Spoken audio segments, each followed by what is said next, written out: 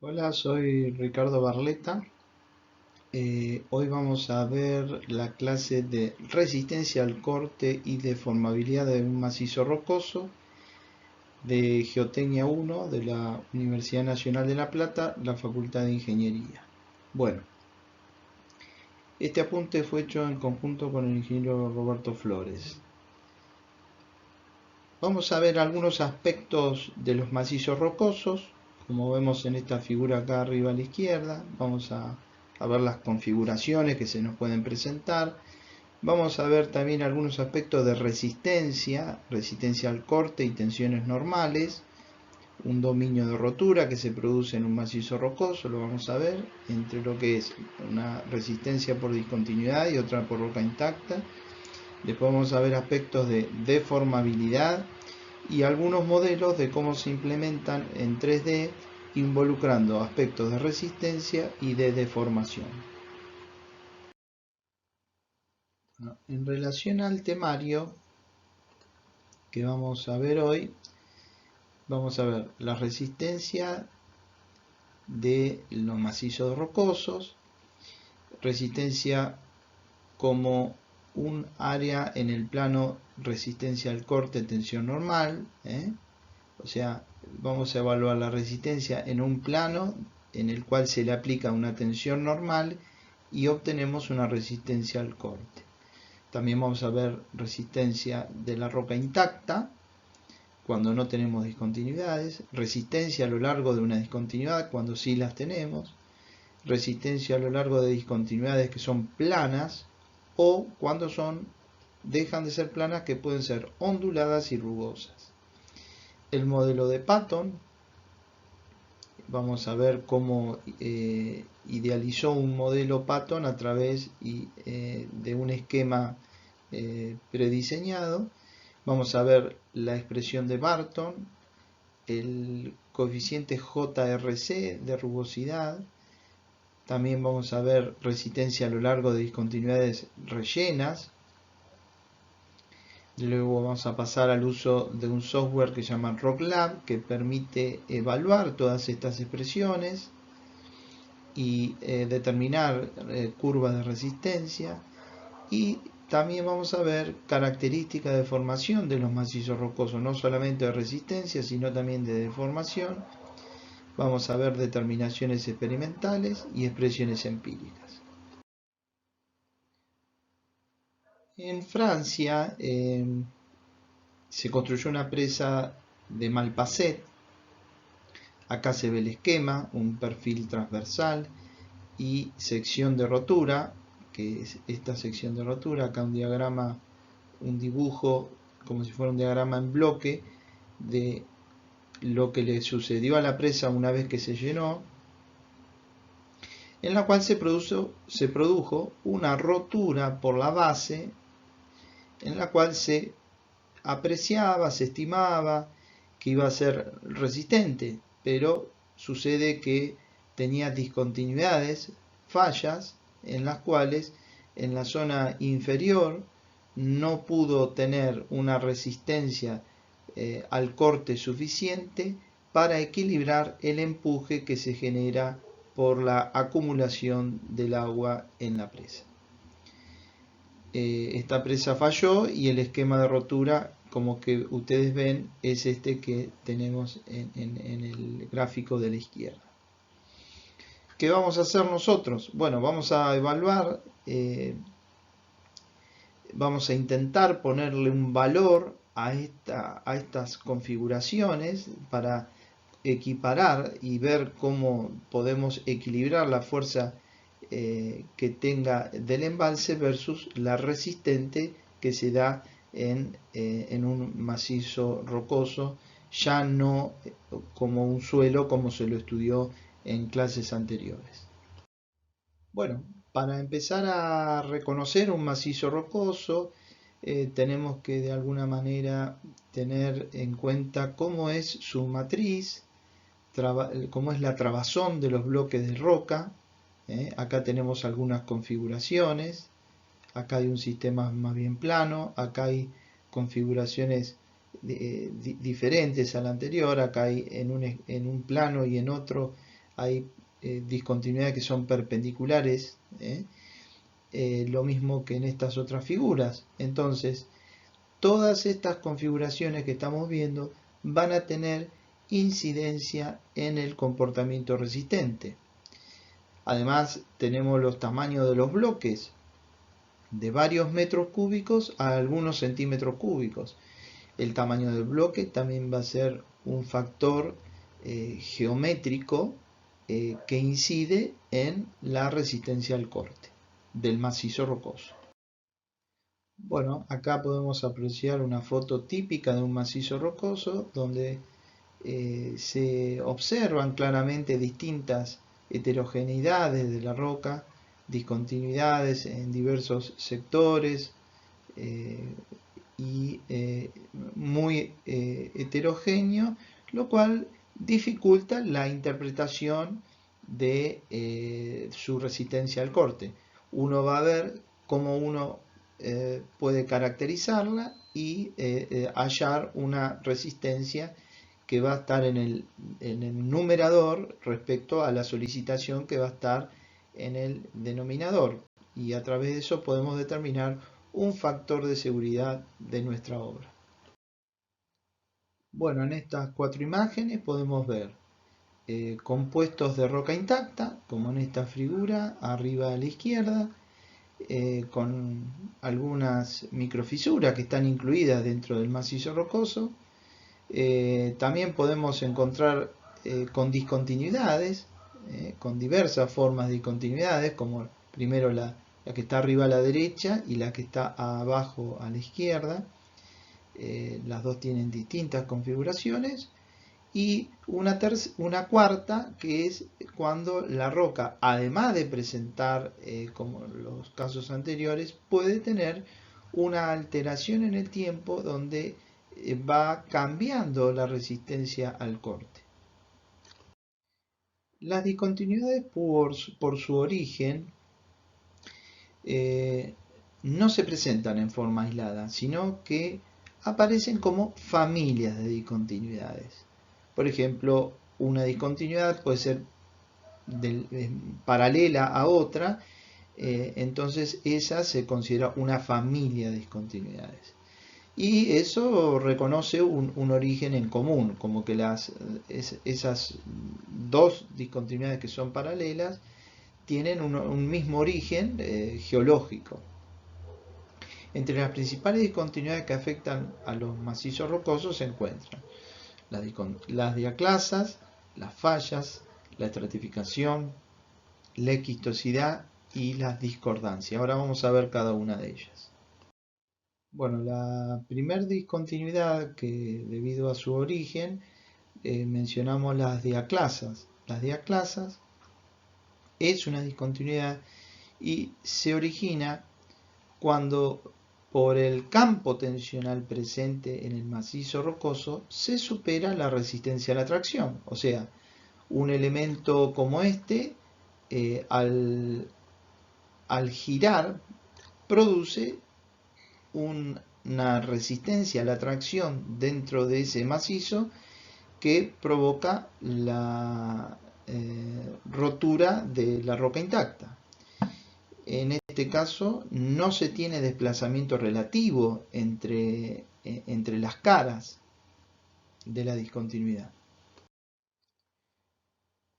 En algunos casos, las diaclasas, el origen del estado tensional que origina a las diaclasas, lo que le da su conformación, no responde a un proceso geológico o a una razón tectónica, o sea, porque se mueve la montaña, sino, por ejemplo, al enfriamiento y consecuente contracción de las rocas volcánicas. Tal es el caso de la disyunción columnar en los basaltos. Imagínense algo muy parecido a cuando tenemos arcilla, y esa arcilla, ese material limo arcilloso, más bien arcilloso, se va secando, se contrae y se forman grietas. Bueno, en el basalto, que es una roca volcánica, pasa algo similar. Bueno, ahora dentro de las discontinuidades pasamos a las fallas. En el caso en que la plasticidad del macizo rocoso,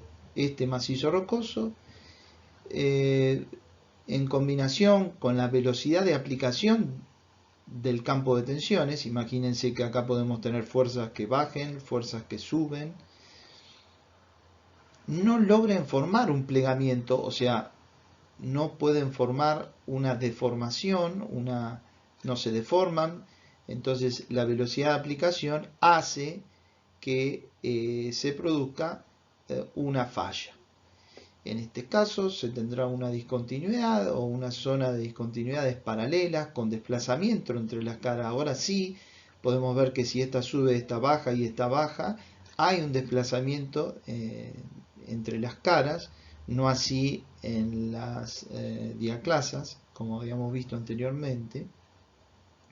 Y las fallas geológicas pueden ser a escala regional, como se muestra en el esquema y la fotografía, como un proceso formador de montañas. O sea, esto puede subir, como se lo aprecia acá, y formar un sector montañoso. A mayor magnitud de la falla, mayor la significación de la zona de cizallamiento. Son las de mayor importancia en la ingeniería geotécnica. Bueno, ahora pasamos a los plegamientos. Un campo tensional similar al anterior que habíamos visto puede no formar discontinuidades o fallas. Sin embargo, las rocas plegadas pueden evidenciar debilidad en el macizo rocoso. Los plegamientos ocurren cuando la plasticidad de la roca permite bajo ese estado de tensiones adquirir formas como la que se muestran. O sea, el campo tensional que se produjo con dos fuerzas de compresión en este sentido hace que esa velocidad de aplicación, que es lenta, permita deformarse en esta forma señalada. Es de suma importancia la velocidad de la aplicación en ese campo tensional que vimos. Hay fuerzas de compresión, o sea que tiene que ser lento. Velocidades más rápidas pueden llegar a la fracturación, generando fallas geológicas. O sea, si estas fuerzas de compresión son más rápidas, pueden provocar una falla en este sector, pero como son lentas, provocan el plegamiento. Velocidades más lentas pueden generar pliegues como el de la fotografía. Los plegamientos pueden estar asociados a procesos metamórficos. Recuerden que las rocas metamórficas, por presión y temperatura, cambiaban los cristales y se transformaban por ejemplo, de rocas volcánicas a rocas metamórficas. Otros tipos de falla, en este caso, podemos ver en este túnel, se muestra una falla de descompresión en la proximidad de la ladera de un cerro. Acá tenemos la ladera de un cerro y se produjo esta falla de compresión. Corresponde a un proceso de escala local, o sea, se da localmente, no se da en el interior del macizo rocoso. Las ubicadas en forma más superficial se encuentran más abiertas, o sea, todas aquellas que están cercanas tienen, evidentemente, mayor abertura. Son fallas directas, originadas por esfuerzos de tracción y el rechazo vertical es de unos centímetros. Bueno, ahora vamos a ver algunos tipos de fallas. La falla normal o directa, que es esta, y la falla inversa, que es esta otra. La falla normal o directa, el plano de falla, presenta un buzamiento hacia el bloque hundido, que es el buzamiento, acá está la falla, el buzamiento, recuerden, es la recta de máxima pendiente de este plano, que es el ángulo este, entre la horizontal y el plano de la falla, y buza hacia el plano que se hunde. Como esto tracciona, esto baja un poco, baja, como se aprecia la flecha, entonces esa es la característica de la falla normal. Está originado por tensiones predominantemente de tracción con separación de los bloques de la falla, o sea, están traccionando al macizo. La falla inversa es que hay fuerzas de compresión y el plano de falla presenta buzamiento hacia el bloque levantado, o sea, el buzamiento es este y el buzamiento presenta el plano de falla presenta buzamiento hacia el bloque elevado. Este es el que se eleva, ¿no es cierto? Está originado por tensiones predominantemente de compresión, como la vemos acá, en los bordes de la falla. También tenemos falla de tipo vertical y falla horizontal. Veamos la falla vertical. El plano de falla presenta buzamiento próximo a 90 grados, o sea, en este caso el ángulo este es recto de 90 grados, está originado predominantemente por tensiones de corte, o sea, tenemos una fuerza para este lado y otra fuerza para el otro, y en este caso solo se tiene desplazamiento o rechazo, que lo vemos en este sector, que es el desplazamiento entre lo que subió este sector versus el que bajó el otro. La diferencia de altura es el rechazo. En cuanto a la falla horizontal, también suele llamarse decizalla. El plano de falla no tiene una posición definida, pero el desplazamiento es solamente horizontal.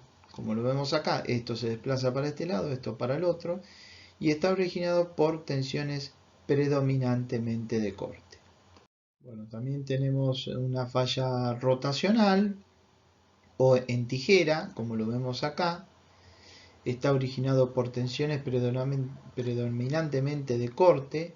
En este caso el desplazamiento o rechazo es de magnitud variable, claro, porque al tener un ángulo que se forma, el ángulo como lo vemos acá, es variable. El rechazo donde se origina es 0 y donde se termina es el mayor. Luego tenemos cabalgamiento, que en realidad también suele llamarse falla paralela, pero se trata de una falla inversa, como vimos anteriormente, pero con un ángulo muy bajo de buzamiento, o sea, esto era antes mucho mayor y ahora es muy pequeño. Bueno, en esta figura podemos ver la forma de considerar los desplazamientos o rechazos. Se utiliza mucho la palabra rechazo entre los bordes de la falla. Por ejemplo, este punto A' estuvo ubicado en este punto antes de fallar, luego de la falla se trasladó acá y eso es lo que se denomina rechazo. Tendrá una componente vertical, una horizontal y otra en profundidad. Bueno, acá vemos tres figuras y en las tres figuras se ve o un cauce de un río, en cada una se ve un cauce de un río. Entonces se muestran distintas formas de fallas asociadas a accidentes geográficos, como una escarpa, el cauce de un curso de agua sobreviniente o una abrupta modificación geomorfológica del relieve. Fíjense, por ejemplo, en la primera hay un estado tensional que provoca acá un descenso de este bloque y la aparición de un río y el rechazo que se aprecia en este sector. Este estrato, por ejemplo, este estrato estaba acá arriba, o sea que bajó. En este otro caso, fíjense que el que desciende es este bloque. Acá vemos que este estrato estaba más arriba y a la aparición consecuente en ese sector de un río. O en este otro un desplazamiento horizontal de este bloque hacia este sector, donde se aprecia la configuración de otro río.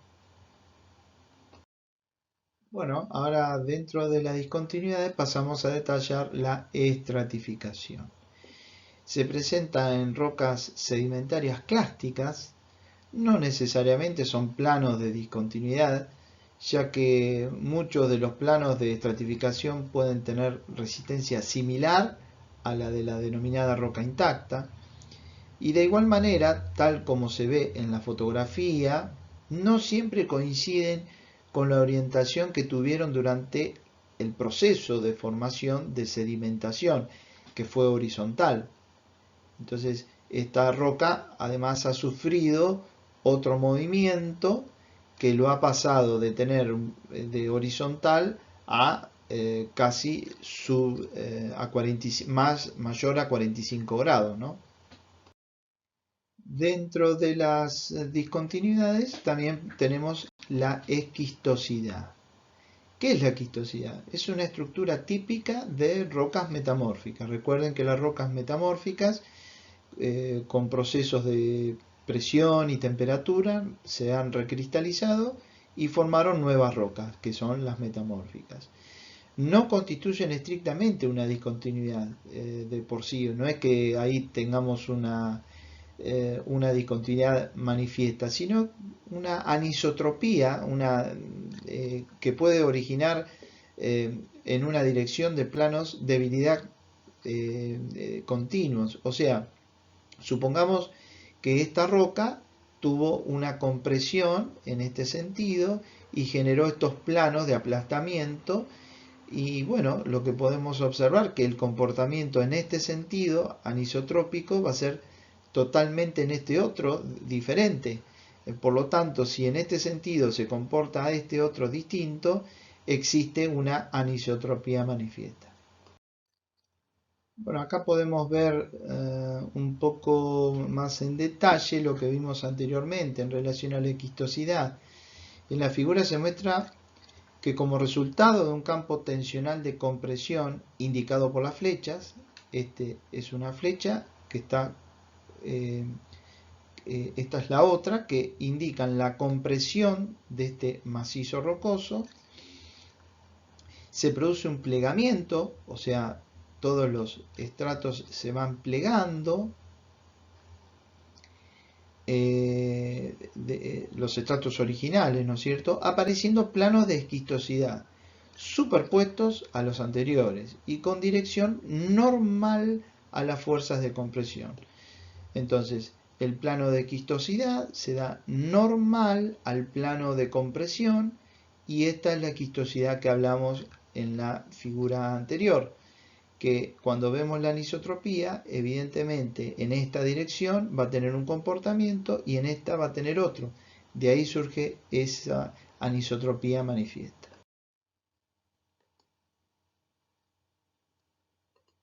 Bueno, en cuanto a las discordancias, son discontinuidades en el proceso de generación de los depósitos. Una secuencia sedimentaria con estratificación paralela puede ser alterada por un proceso tectónico, a partir de la cual continúa el proceso de depositación sedimentaria, con orientación diferente a la anterior. Por ejemplo, veamos. Yo acá tenía un estrato con alguna alineación, un proceso que fue cortado, y hasta podría haber sido trasladado y rotado, y luego posteriormente a esto se produjo una sedimentación de capas con granos un poco más gruesos, después un poco más finos, después pueden ser algunas arcillas y limos. ¿Y cuál es la discordancia? La discordancia es el contacto entre esto que se sedimentó versus esto que se originó en forma tectónica. Entonces el contacto es esta y se denomina discordancia. Acá también podemos ver otro proceso similar, en el cual tenemos de acá para arriba un proceso sedimentario y acá un proceso estructural. Bueno, vamos a señalar algunos aspectos importantes de los macizos rocosos. Los bloques de roca intacta se encuentran limitados por discontinuidades, en general planas, y se presentan como familias que reconocen un origen en común. Los parámetros que definen a las discontinuidades son su frecuencia, su separación, la separación de las discontinuidades cada cuánto aparecen, su orientación e inclinación, la resistencia al corte del mismo, de la misma discontinuidad, definida por el material, su rugosidad y la existencia o no del relleno. También está el comportamiento de un macizo rocoso, es totalmente diferente al de un suelo granular. La relación de vacío de un macizo rocoso es casi nula. La rotura puede interesar parte de las discontinuidades y parte de la roca intacta. Por lo tanto, si la rotura abarca la discontinuidad, estamos en el límite inferior. La rotura solo interesa a la discontinuidad. Mientras que si estamos en el límite superior, la rotura interesa solo a la roca intacta. La resistencia de los macizos rocosos puede depender de la libertad de los bloques a desplazarse, que a su vez depende del número de discontinuidades, de su orientación, como dijimos, su separación, combinación de varias familias de discontinuidades y la resistencia propia de la discontinuidad, como así también de la resistencia de la roca intacta. Bueno, todos estos elementos los vamos a ver ahora un poco más en detalle en cuanto a su resistencia. Por lo que vimos en la filmina anterior, entonces la resistencia de un macizo rocoso va a estar dada por límites de la roca intacta y la discontinuidad. El equilibrio límite en un macizo rocoso se desarrolla ya no sobre una curva, sobre una sola curva ya no se desarrolla como la curva de resistencia intrínseca de los suelos. Entonces en el macizo rocoso va a ser un área limitada en la parte superior de la curva de resistencia intrínseca que va a ser en este caso de la roca intacta, y en la parte inferior que es la de la discontinuidad, o sea, vamos a tener un dominio de rotura. Bueno, como vemos, la figura esquematiza estos límites en el plano tau sigma, o sea, tensión de corte versus tensión normal. Bueno, vamos a repasar algunos conceptos. En este caso, curva de resistencia intrínseca. Como dijimos, haciendo un repaso del concepto de resistencia al corte en un macizo de suelo, en un suelo, puede pensarse en el caso del análisis de rotura en una fundación. Si se alcanza la carga límite, se produce una rotura como la esquematizada. O sea, tenemos una zapata con una carga determinada, que pueden ser 50 toneladas, por ejemplo, y ¿qué va a pasar? El suelo en su fundación va a resistir por este plano de manera tal de tratar de oponerse a esta otra fuerza que la solicita. En el momento de la rotura se debe vencer esa resistencia al corte a lo largo de toda esta discontinuidad, en ese plano de rotura que se genera en la superficie de falla, y movilizar el peso del suelo desplazado. O sea que esto lo va a tirar hacia arriba y lo va a empujar porque esta fuerza quiere bajar y esto lo va a hacer ascender en este otro sector.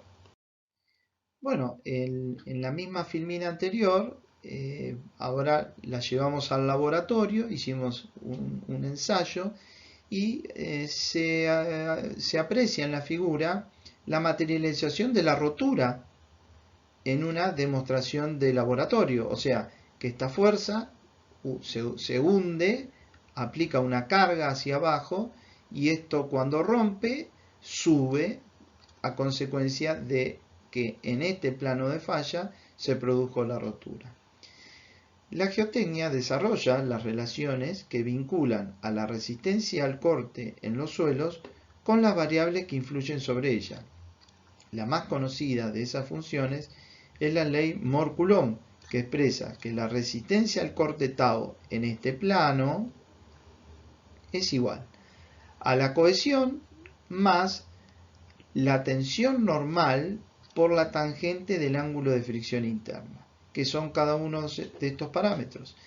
Tau es la tensión de corte en la superficie de rotura, o sea, es la tensión de corte en este plano.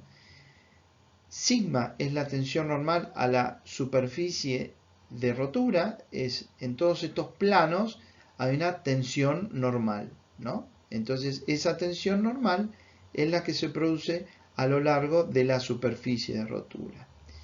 Y CI ¿qué son? Son la cohesión y el ángulo de fricción interna, que son los parámetros geotécnicos de resistencia al corte que tiene este material que vemos en el laboratorio. Como vimos en la filmina anterior, la expresión de Mohr-Coulomb, entonces que la resistencia al corte está dado por la cohesión más la tensión normal por la tangente del ángulo de fricción interna.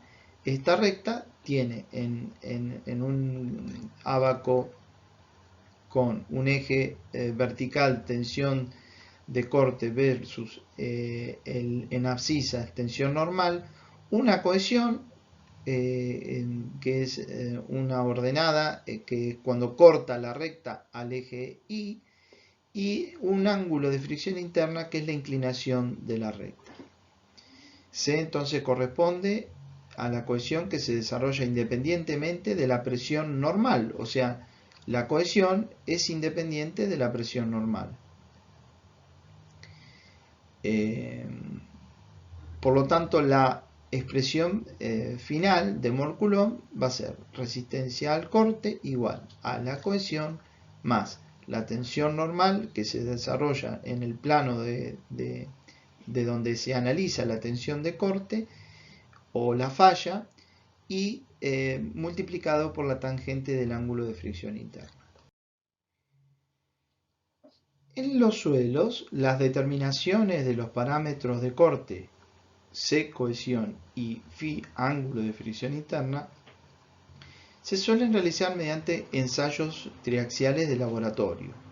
O sea que uno saca una muestra de una perforación, la lleva al laboratorio y trata de representar a través de, en este caso, probetas cilíndricas, lo que sucede en el campo para llevarlo al laboratorio y ver cómo responde y poder de alguna manera determinar los parámetros resistentes del suelo. Se aplican la tensión de confinamiento sigma 3. ¿Por qué una tensión de confinamiento sigma 3? Porque en el campo o en la obra voy a tener esa tensión normal de confinamiento. Fíjense, si tengo una probeta cilíndrica con sigma 3 en todo rodeándola, es lo que representaría el suelo cuando tenemos esta probeta en el campo. Luego, una tensión desviante. ¿Qué es la tensión desviante? La diferencia entre la sigma 1, que es la tensión principal en el eje vertical, menos la sigma 3, que es la tensión que ya habíamos aplicado para confinar. Entonces, esa sigma 1 menos sigma 3 es un incremento de carga que va a estar dado por la carga que voy a tener en el campo. Esta representa la carga que voy a tener en el campo. O sea, que si yo tengo la necesidad de determinar la resistencia de un material en el campo o en la obra, lo llevo al laboratorio, trato de ver cómo se comporta y de esa forma tratar de caracterizar el material. Bueno, vamos a recordar algunas propiedades del círculo de Mohr. Si habíamos dicho que tenía un testigo donde se le aplicaba una tensión normal principal mayor sigma 1 y una tensión principal menor sigma 3, en el círculo de Mohr íbamos a verlos representados en este punto la sigma 1 y en este otro punto la sigma 3. En esos dos lugares la resistencia al corte va a ser 0, o sea, va a ser nula.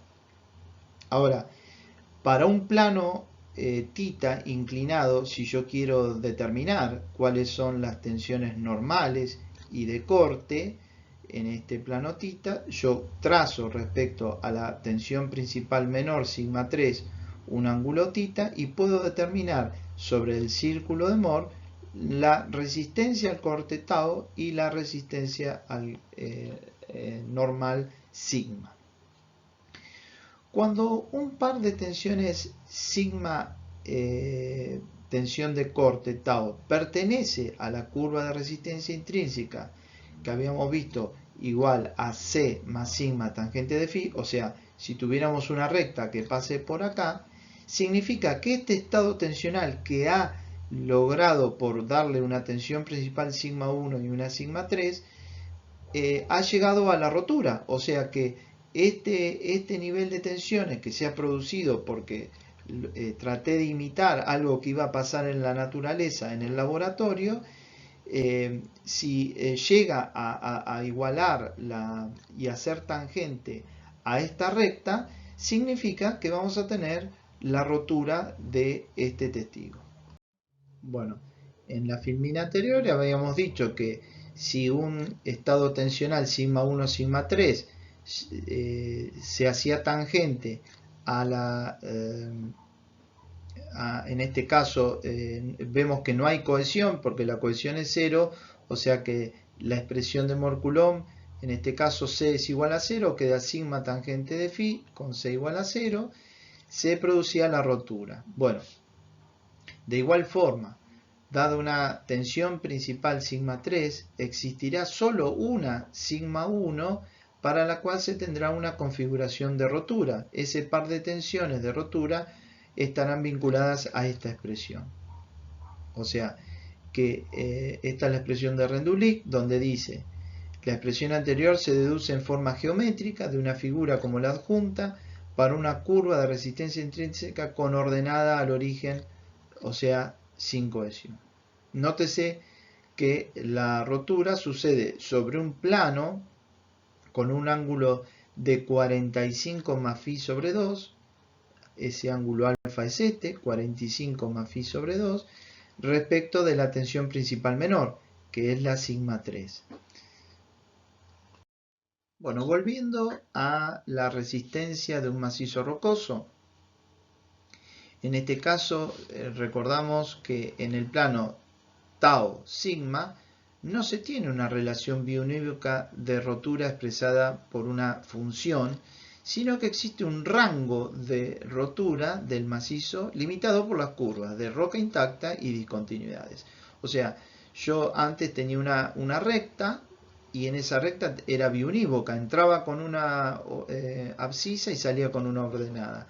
En el macizo rocoso hay un dominio de rotura y puedo entrar con una abscisa, pero puedo sacar dos ordenadas, puedo sacar un rango de posibilidades.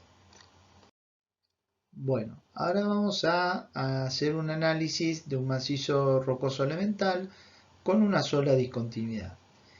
Tratando de analizar cómo funciona un macizo rocoso, podemos idealizar dos materiales distintos. Uno llamado roca intacta, este, y otro llamado discontinuidad, este. Ambos tendrán una curva de resistencia intrínseca, que es la que señalamos. Entonces, material discontinuidad, material roca intacta. La curva de resistencia intrínseca está formada por los pares de puntos sigma, tau, que son de rotura o plastificación para cada material. Bueno, así, empezando con el material discontinuidad, ¿no es cierto? Llegará a la rotura cuando en un plano como el inclinado, un ángulo alfa, se llegue a un estado de tensiones tal que el tau de rotura es igual a C, la cohesión, más la tensión normal de rotura tangente de phi. O sea, que si acá tengo el comportamiento de mi macizo rocoso con tau igual a C más sigma tangente de phi, y yo tengo un par de valores sigma r, tau r, que me produzcan que un círculo de Mohr que sea tangente a la recta de Mohr, se llega a la rotura. Haciendo un cambio de variables, no ya manejando sigma y tau, sino manejando sigma 1, sigma 3, tensión principal menor, y sigma 1, tensión principal mayor, también puedo decir que el círculo de Mohr queda conformado por este círculo con sigma 1, sigma 3, que me producen el estado de rotura y hace tangente al tau igual a C más sigma tangente de phi. O sea que en estos dos casos representados alcanza la rotura de la discontinuidad. Si ahora se considera una muestra de material roca intacta, ¿no? Con una sola discontinuidad y orientada al mismo ángulo alfa respecto de la tensión principal menor. O sea, tenemos la tensión principal menor inclinada con ese ángulo alfa, como dijimos, respecto a la tensión principal menor. Acá lo vemos en el círculo de Mohr. Alfa respecto a la tensión principal menor. Cuando se alcancen el par de tensiones tau de rotura, sigma de rotura, tal que el tau de rotura ser igual a C más sigma de rotura tangente de phi, o sea que el sigma 1, sigma 3 produzcan, se hagan tangentes a la ecuación de Mohr-Coulomb, C más sigma tangente de phi, para el material de la discontinuidad se producirá la rotura, o sea que llegamos a un caso similar al anterior. Bueno, veamos qué pasa si tomamos una nueva muestra de macizo rocoso elemental, ¿no? Como la que tenemos aquí, con una sola discontinuidad, pero ahora inclinada a un ángulo gamma, en este caso menor que el alfa anterior. Recuerdan, antes teníamos un ángulo alfa que era mayor. Ahora la vamos a inclinar esa discontinuidad con un ángulo gamma, señalada acá. Vemos la anterior alfa y acá gamma. Entonces esa discontinuidad la hacemos un poco más pequeña. Y efectuamos la prueba triaxial, o sea, vamos al laboratorio, lo ensayamos. Se tendrá que al aplicar una tensión sigma 1, tal que en un plano inclinado, un ángulo alfa, se tenga un par de tensiones sigma tau de rotura para la discontinuidad, no se producirá la rotura.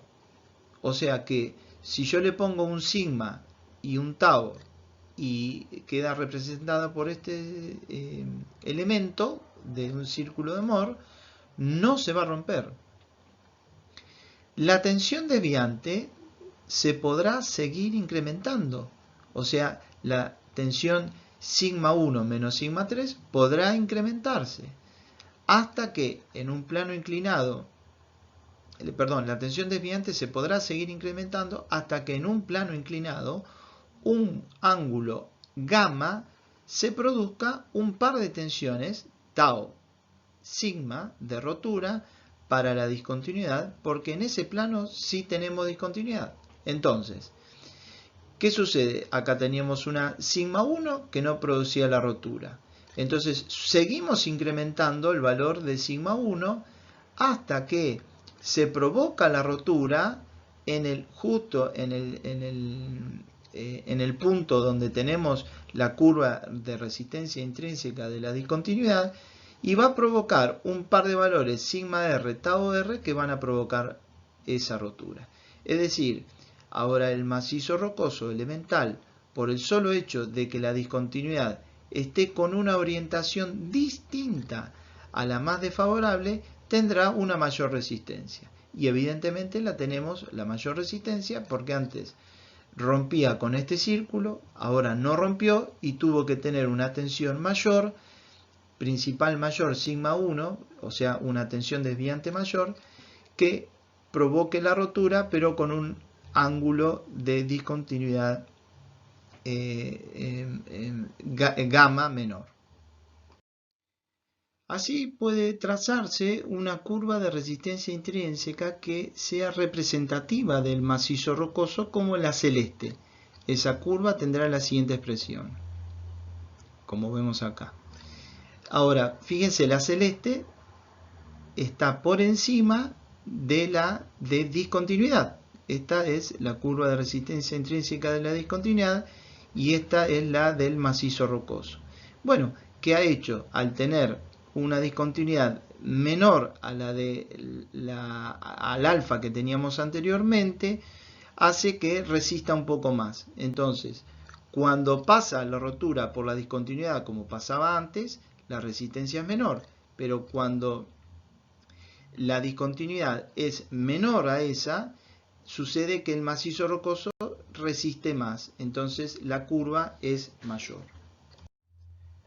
Finalmente, si se ubicara una discontinuidad, un ángulo gamma, por ejemplo, más tendido que el anterior que vimos, por ejemplo este gamma lo disminuimos más, la tensión desviante se producirá la rotura por la roca intacta.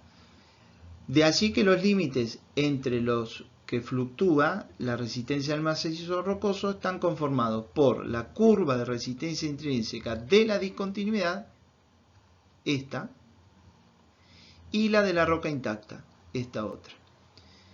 Entonces, ¿qué dijimos en este punto? Que nosotros íbamos a bajar en este testigo que ensayamos aún más el gamma, y claro, no terminó rompiendo por el macizo rocoso como rompía la curva celeste, sino terminó rompiendo por roca intacta, porque ya el macizo no puede romper más que esa curva. Entonces ahí queda establecido el dominio entre la curva de resistencia intrínseca de la roca intacta y la curva de la resistencia intrínseca de la discontinuidad. Bueno, ahora vamos a ver el mismo caso anterior, pero de otra forma. El macizo rocoso es el elemental con una sola discontinuidad, y como habíamos dicho, su resistencia depende de la orientación de la discontinuidad respecto de la dirección de aplicación de las tensiones principales. Otra forma de ver el concepto antes desarrollado es a través de un diagrama cartesiano de resistencia en función de beta. Veamos qué son esas dos cosas. La resistencia la tenemos en las ordenadas y beta la tenemos en las abscisas. Las resistencias son las tensiones principales, sigma 1, que puede tener una sigma 1 máxima o puede tener una sigma 1 mínima. Ahora vamos a ver qué son estos casos. Y beta es un testigo donde observamos que beta es la inclinación de la discontinuidad respecto a la vertical. Por ejemplo, cuando beta es 0, la discontinuidad está vertical, luego se va inclinando respecto a la vertical 30 grados, luego 60 y hasta que queda en 90 grados. Fíjense que este diagrama cartesiano de sigma 1 en función de la inclinación de beta de la discontinuidad está dado para un valor de sigma 3. O sea, acá en este caso tenemos la tensión sigma 3 de confinamiento, tensión principal menor, es constante. Pero, ¿qué es lo que notamos acá? Notamos que el ángulo beta, o sea, este ángulo beta de la discontinuidad, es ahora respecto de la dirección de la tensión principal mayor, o sea, está respecto de la sigma 1, respecto de la vertical. Por eso, la resistencia mínima ocurre cuando tenemos 45 menos phi sobre 2. Recuerden que antes, cuando el beta estaba tomado, o el alfa estaba tomado respecto de la tensión principal menor sigma 3, era 45 más phi sobre 2. Pero vamos ahora a los resultados. Si yo este ángulo beta lo inclino 0 grados, voy a tener una tensión principal mayor, porque la discontinuidad no se ve afectada. A medida que aumento ese ángulo y llego a los 45 menos phi sobre 2, o lo que era antes 45 más phi sobre 2 respecto de la tensión principal menor, fíjense que el valor de la tensión principal sigma 1, que es la que provoca la rotura, es más bajo. Pero a medida que voy bajándole, aumentando el ángulo beta, por ejemplo cuando tiene 60, vuelve a subir a un pico máximo hasta llegar a 90. Entonces, ¿qué podemos decir? Que cuando el ángulo de discontinuidad es el más crítico, tiene valores mínimos la tensión principal, o sea que alcanza la tensión sigma 1 mínima, que es de la discontinuidad. Mientras que cuando no tiene incidencia porque no alcanza el valor crítico de 45 menos phi sobre 2 o 45 más phi sobre 2, si tomamos respecto a la tensión principal menor, el valor es más alto, como lo tenemos acá. O sea que acá podemos apreciar que hay un rango de variaciones entre un pico máximo y un pico mínimo, que es el dominio de rotura, que está dado e influenciado por la presencia o no de la discontinuidad. Bueno, ahora veamos el gráfico de la izquierda corresponde a la roca intacta, sin discontinuidades. Acá tenemos testigos sin discontinuidades, que lo hemos ensayado y la tensión sigma 1 me da la máxima, ¿no? Bueno, el segundo de izquierda a derecha, o sea, este, es el mismo que la transparencia anterior, correspondiente a la influencia de una discontinuidad. O sea, que cuando la discontinuidad es vertical, es inclinada, más inclinada y horizontal, teníamos el gráfico de la figura anterior.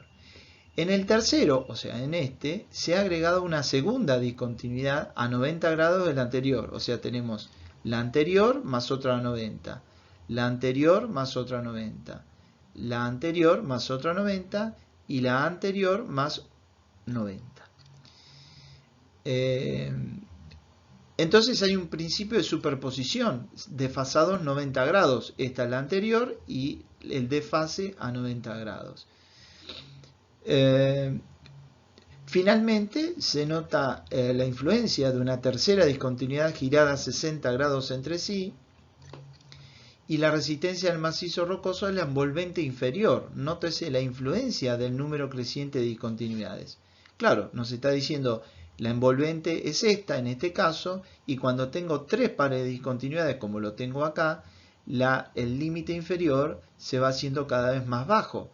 O sea que si tuviéramos un material netamente fisurado, fracturado, como si fueran todos granitos de arena, que sería el ejemplo de un suelo, tendríamos la resistencia de la discontinuidad en el límite inferior y ya no tendríamos más un dominio de rotura como lo tenemos acá, que tenemos entre un máximo y un mínimo, entre un máximo y un mínimo. Acá no tendríamos máximo, solamente tendríamos un mínimo, que eso es lo que así se comportan los materiales como friccionales, como los suelos. Dentro de las curvas del dominio de rotura en un macizo rocoso, habíamos dicho que teníamos la envolvente superior, que era de la curva de resistencia intrínseca de la roca intacta, donde puede estimarse a través de fórmulas empíricas con las siguientes fórmulas. La fórmula de Griffith en la zona de tracción, tenemos dos fórmulas. La expresión de Hooke y Brown con otras expresiones, y todas tienen en cuenta, por ejemplo, la zona de tracción, la resistencia a la tracción, la tensión normal, la resistencia a la tracción, la tensión normal.